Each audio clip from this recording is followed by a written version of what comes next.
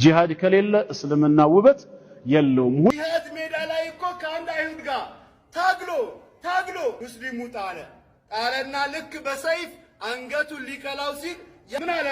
አሽሀዱ አን ላ ኢላሃ ኢላላህ በአላህ አንድነት መሰከርኩ ሲል አሁን ነው የምትመሰክረው?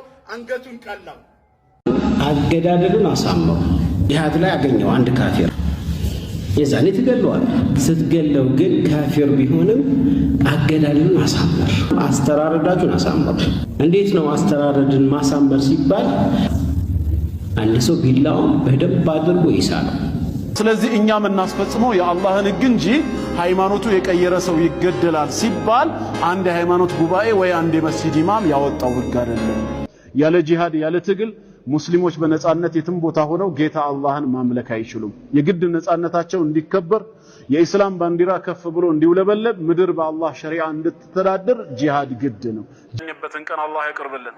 የኩፍር ስርዓት ከነ ተከታዮቹ ተንኮታክቶ ከምድረ ገጽ ላይ ጠፍቶ ኢስላም የበላይ የሚሆንበትን አላህ ሳያሳየን አይግደለን።